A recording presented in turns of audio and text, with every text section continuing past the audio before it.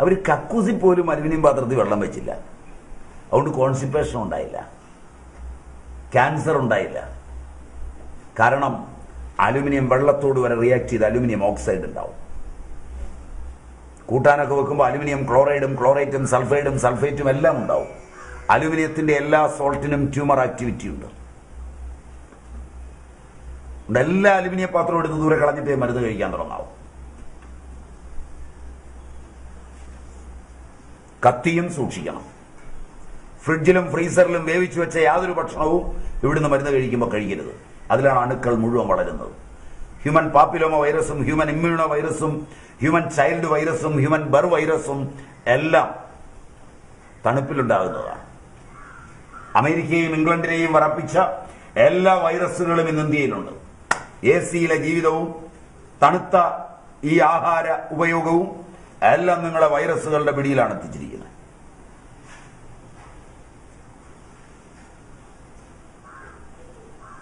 Microwave ഓവനിൽ പാചകം ചെയ്യുമ്പോൾ ഒരു വൈറസും ചാവില്ല. അതുകൊണ്ട് അവയും ഉപയോഗിക്കരുത്. ടെസ്റ്റ് ചെയ്ത് നോക്കാൻ നിങ്ങൾക്ക്. മൈദ തൊടരുത്. ഗോതമ്പിന്റെ തവിടുമുമയും കളഞ്ഞ് അലോക്സാൻ എന്ന കെമിക്കൽ ചേർത്ത് സോഫ്റ്റ് ആക്കുന്ന മൈദ മാരകമായ ആരോഗ്യ പ്രശ്നങ്ങൾ ഉണ്ടാക്കുന്നതാണ്. അരിപ്പൊടി, പുട്ടുപൊടി ഇവയെല്ലാം അലോക്സാൻ ചേർന്നാണ് വരുന്നത്. മൈദ മാത്രമല്ല, ബീറ്റ കോശങ്ങളെ ബാധിക്കുന്നതും ടൈപ്പ് 1 പ്രമേഹം ചെറുപ്പത്തിലെ ഉണ്ടാകുന്നതും pituitary adenoma glioma mixed glioma glioblastoma മുതലായ രോഗങ്ങൾ ഉണ്ടാക്കുന്നതുമാണ് ഈ സാധനം. മൈദയുടെ പൂർണ്ണാവതാരമാണ് പൊറോട്ട. പൊറോട്ട തിന്നുന്നെങ്കിൽ ഇവിടുത്തെ മരുന്ന് വാങ്ങരുത്. മൈദയുടെ അംശ അവതാരങ്ങളാണ് bread, bun, cake, biscuit, noodles, സേമിയ, അടപ്രഥമനുള്ള അട, വീട്ടിൽ വറക്കുന്ന എണ്ണമറ്റ കൊണ്ടാട്ടങ്ങൾ, വില കുറച്ച് നിങ്ങൾ പുറത്തുനിന്ന് വാങ്ങിക്കുന്ന കശുവണ്ടി പരിപ്പ്, പാൽപ്പൊടി, വില കുറച്ച് 30 രൂപയ്ക്ക് വാങ്ങുന്ന അടിയന്തരത്തിനും കല്യാണത്തിനും ഉപയോഗിക്കുന്ന ബിരിയാണി റൈസ്, ഇതെല്ലാം മൈദയുടെ വേഷഭൂഷകളാണ്. ഇവയിലേത് കഴിക്കുന്നുണ്ടെങ്കിലും ഇവിടുത്തെ മരുന്ന് വാങ്ങരുത്.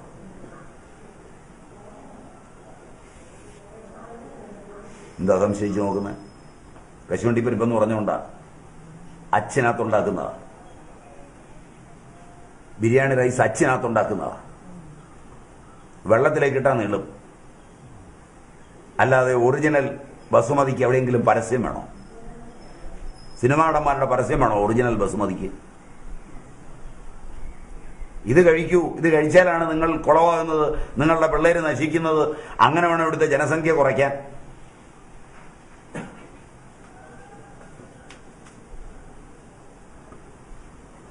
ഇതൊക്കെ തിന്നുന്നവരിവിടുന്ന് മരുന്ന് വാങ്ങരുത്. വലിയ പാടാണെന്ന് മനസ്സിലായില്ലേ? ഇവിടുത്തെ ചികിത്സ വിഷമമാണെന്നെങ്കിലും മനസ്സിലായില്ലേ? പുറപ്പെടുമ്പോൾ വിചാരിച്ചെന്താ, സ്വാമി നുള്ളി എടുക്കുന്ന അക്കി എടുക്കുമെന്നൊക്കെ ആയിരിക്കും വിചാരിച്ചിരിക്കുന്നത്.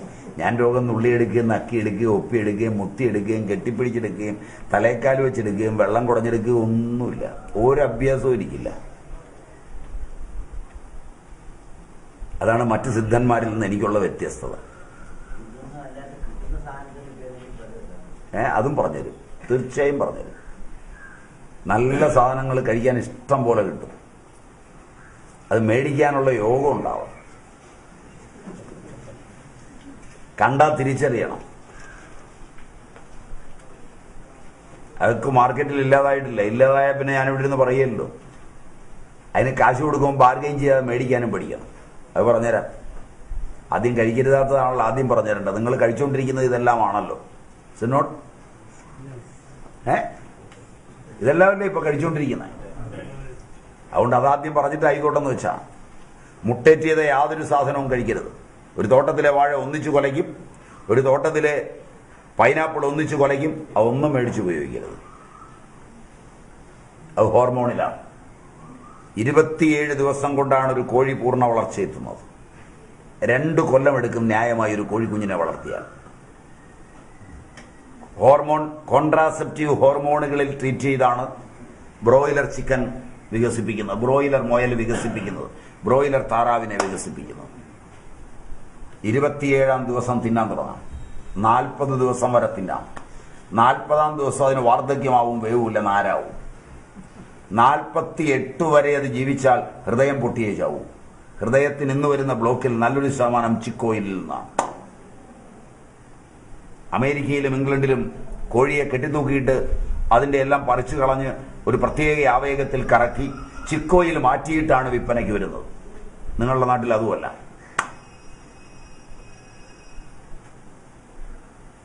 മാരകമാണ് ഈ സാധനം. ഫിഷറീസ് ഡിപ്പാർട്ട്മെന്റ് ഇപ്പോൾ പുതിയ ഗവേഷണത്തിലാണ് ഏർപ്പെട്ടിരിക്കുന്നത്. ഒമേഗ 3 ഓയിൽ ചിക്കൻ വഴി നിങ്ങളിൽ എത്തിക്കുന്നതിന് വേണ്ടി കോഴിക്ക് മത്തി തീറ്റയായി കൊടുത്ത് മത്തിയിലെ ഒമേഗ 3 ഓയിൽ കോഴിയിൽ കയറ്റിയിട്ട് പുതിയ പരീക്ഷണം വരാൻ പോവുക. അത് തിന്നുന്നതോടെ നിങ്ങൾ പൂർണ്ണമായും ചത്തിരിക്കും.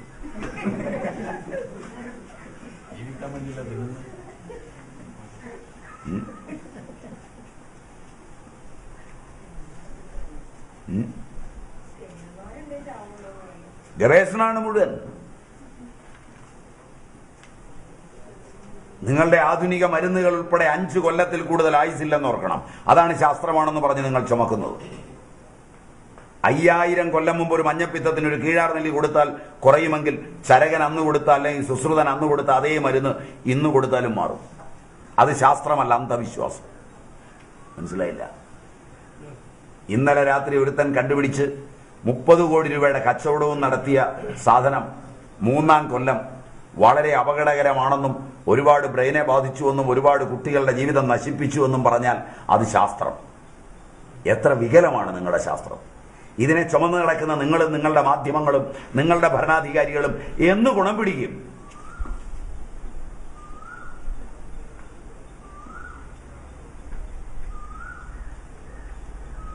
ശരിക്കാലോചിക്കുക.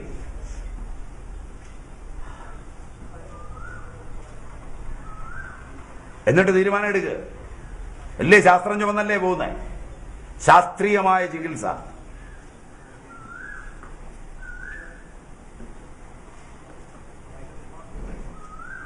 കോഴിയെ തിന്നുമ്പോൾ ഒരുപാട് അപകടമുണ്ട്. അതിന്റെ കോശങ്ങളുടെ വർധനവ് വാർദ്ധക്യത്തിലേക്ക് കൊണ്ടുപോകുന്ന ക്ഷണനേരത്തിലാണ്.